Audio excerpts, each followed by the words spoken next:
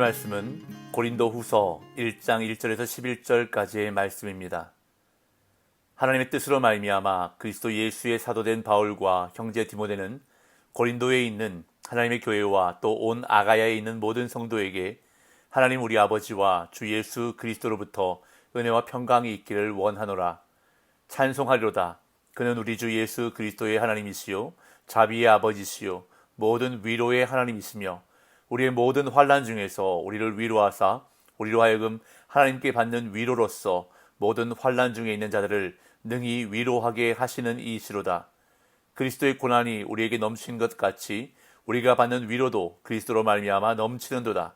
우리가 환난 당하는 것도 너희가 위로와 구원을 받게 하려는 것이요 우리가 위로를 받는 것도 너희가 위로를 받게 하려는 것이니 이 위로가 너희 속에 역사하여 우리가 받는 것 같은 고난을 너희도 견디게 하느니라. 너희를 위한 우리의 소망이 견고함은 너희가 고난에 참여하는 자가 된 것 같이 위로에도 그러할 줄을 알미라. 형제들아, 우리가 아시아에서 당한 환난을 너희가 모르기를 원하지 아니하노니 힘에 겹도록 심한 고난을 당하여 살 소망까지 끊어지고 우리는 우리 자신이 사형 선고를 받은 줄 알았으니 이는 우리로 자기를 의지하지 말고 오직 죽은 자를 다시 살리시는 하나님만 의지하게 하심이라.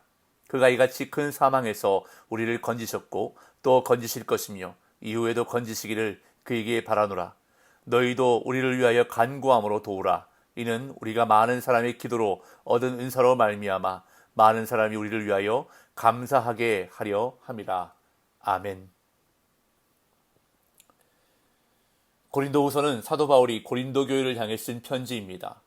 바울은 에베소에서 고린도전서를 쓰고 나서 디도를 고린도 교회에 보내 그곳의 상황을 알아보도록 하였습니다. 그런데 그런 와중에 에베소에 소동이 일어나서 바울은 에베소를 떠나 드로아를 거쳐 마게도냐로 가게 되었습니다. 그 후 디도가 마게도냐로 와서 고린도 교회의 소식을 전해주었는데 고린도 성도들이 바울의 편지 고린도전서를 받고 회개하였다는 것과 바울을 간절히 사모한다는 기쁜 소식이었습니다. 그러나 거짓 교사들이 거짓 교리를 퍼뜨리면서 바울의 사도직과 가르침을 의심하는 사람들이 생겼다는 소식도 듣게 되었습니다. 그래서 바울은 자신에 대한 오해를 풀고 자신의 사도권과 전파한 복음의 정당성을 변증하기 위해 아울러 예루살렘 교회의 구제를 위한 연보의 중요성을 강조하기 위해 고린도 후서를 쓰게 되었습니다. 그래서 인사말에서부터 자신의 사도권을 강조하며 편지를 시작하고 있는 것을 보게 됩니다. 1절, 2절입니다. 하나님의 뜻으로 말미암아 그리스도 예수의 사도된 바울과 형제 디모데는 고린도에 있는 하나님의 교회와 또 온 아가야에 있는 모든 성도에게 하나님 우리 아버지와 주 예수 그리스도로부터 은혜와 평강이 있기를 원하노라. 바울은 자신의 사도권을 두 가지 차원에서 언급하고 있는데 먼저 자신이 사도가 된 것은 자신의 뜻이 아닌 하나님의 뜻으로 말미암아 사도가 되었다고 밝히고 있습니다. 그리고 자신이 예수 그리스도의 사도인 것을 분명히 언급하고 있습니다. 이 두 가지는 모두 바울의 사도권이 사람에게서 난 것이 아님을 강조하는 표현들입니다. 그런 다음 고린도 교회와 아가야에 있는 모든 성도에게 인사를 전한 바울은 그리스도인의 고난과 위로에 대해 언급하기 시작합니다. 3절, 4절. 찬송하리로다. 그는 우리 주 예수 그리스도의 하나님이시요 자비의 아버지시요 모든 위로의 하나님이시며 우리의 모든 환난 중에서 우리를 위로하사 우리로 하여금 하나님께 받는 위로로서 모든 환난 중에 있는 자들을 능히 위로하게 하시는 이시로다. 당시 세상적인 지혜와 강함을 중시하는 그리스 로마 세계의 사람들에게 고난은 약함의 대명사이며 수치와 기피의 대상이었습니다. 그런 세상적 가치관에 영향을 받은 고린도 교회 교인들은 사도 바울이 당한 고난을 별로 달가워하지 않았습니다. 그리고 바울을 공격했던 적대적인 세력들은 바울의 고난을 오히려 공격의 빌미로 삼았습니다. 그러나 바울은 그리스도인이 당하는 고난은 세상을 살아가는 성도들의 필수 과정임을 강조합니다. 왜냐하면 성도는 고난을 통해 하나님의 위로를 경험하기 때문입니다. 하나님은 환난 중에 우리를 위로하시는 분이심을 바울은 고백하고 있습니다. 그런데 우리의 눈길을 끄는 표현이 있습니다. 모든 위로의 하나님이시며 우리의 모든 환난 중에 우리를 위로하신다고 표현하고 있습니다. 모든이란 단어가 위로와 환난에 둘 다 언급되고 있습니다. 바울은 정말 많은 환난과 어려움을 당한 사람입니다. 모든 환난이라고 표현할 수 있을 만큼 바울의 삶은 한마디로 고난의 삶이었습니다. 오늘 본문에서도 바울은 그 환난을 잠시 언급하고 있는데요. 8절에서 10절 봅니다. 형제들아, 우리가 아시아에서 당한 환난을 너희가 모르기를 원하지 아니하노니 힘에 겹도록 심한 고난을 당하여 살 소망까지 끊어지고 우리는 우리 자신이 사형 선고를 받은 줄 알았으니 이는 우리로 자기를 의지하지 말고 오직 죽은 자를 다시 살리시는 하나님만 의지하게 하심이라. 그가 이같이 큰 사망에서 우리를 건지셨고 또 건지실 것이며 이후에도 건지시기를 그에게 바라노라.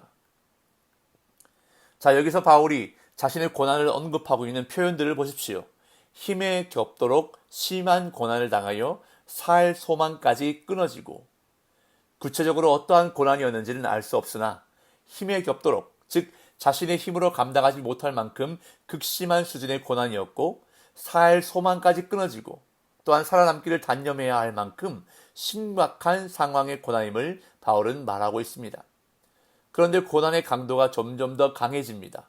우리는 우리 자신이 사형 선고를 받은 줄 알았으니, 이 구절을 다시 번역하면 우리는 스스로 우리 자신에게 사형 선고를 내렸다라는 의미입니다. 살 소망까지 끊어진 것에서 이제는 자신에게 사형 선고를 내렸다로 고난의 강도가 높아졌습니다. 그런 다음 이제는 사형 선고에서 사망으로 더 높아집니다. 큰 사망에서 우리를 건지셨고 그냥 사망도 아닌 큰 사망이라고 말합니다. 바울은 지금 자신이 당한 고난을 3번이나 강도를 높여 강조하며 큰 고난이었음을 말하고 있는 것입니다. 이처럼 바울은 정말 수많은 환난과 고난을 당했습니다. 3절에서 우리의 모든 환난 중에서 라고 표현해도 될 만큼 감히 우리가 상상하지도 못할 환난들을 겪은 사람이 바울이었습니다. 그런데 그런 그가 이렇게 고백합니다. 모든 위로의 하나님이시며 우리의 모든 환난 중에서 우리를 위로하사. 하나님의 위로는 모든 환난마다 위로해 주시는 모든 위로라는 것입니다. 큰 환난이나 작은 환난이나 할 것 없이, 극심한 환난이나 가벼운 환난이나 할 것 없이 하나님은 모든 환난에 모든 위로를 주시는 분이라고 바울은 고백하는 것입니다. 그렇다면 여기서 이런 의문이 하나 생깁니다. 왜 환난을 피하게 하지 않으시고, 아니면 환난을 해결해 주시지 않으시고 하나님은 왜 환난 가운데 위로해 주시는가 하는 질문입니다. 오늘 본문은 그 이유와 목적을 3가지로 말씀하고 있는데요. 하나님이 환난 중에 우리를 위로하시는 목적 가운데 하나는 바로 우리로 하여금 위로자가 되게 하기 위해서라는 것입니다. 4절, 우리의 모든 환난 중에서 우리를 위로하사 우리로 하여금 하나님께 받는 위로로서 모든 환난 중에 있는 자들을 능히 위로하게 하시는 이시로다. 환난 당한 사람의 마음과 아픔을 가장 잘 이해하고 아는 사람은 누구일까요? 같은 환난을 겪어본 사람입니다. 그래서 같은 환난을 겪은 사람의 위로가 제일 큰 위로가 되는 것입니다. 그렇다고 여러분 오해하지 마십시오. 우리가 다른 사람을 위로하기 위해서 받지 않아도 될 환난을 일부러 받아야 한다는 말이 아닙니다. 하나님께서 우리에게 환난을 허락하시는 것은 아무 의미가 없는 것이 아니라 분명한 목적이 있다는 것입니다. 그리고 그 목적 가운데 하나는 바로 우리가 다른 사람을 위로할 수 있는 위로자가 되게 하시려는 것, 위로하시는 하나님의 사역을 동역하게 하시기 위함이라는 것입니다. 또한 하나님이 환난 중에 우리를 위로하시는 또 다른 목적은 바로 하나님만 의지하게 하기 위해서입니다.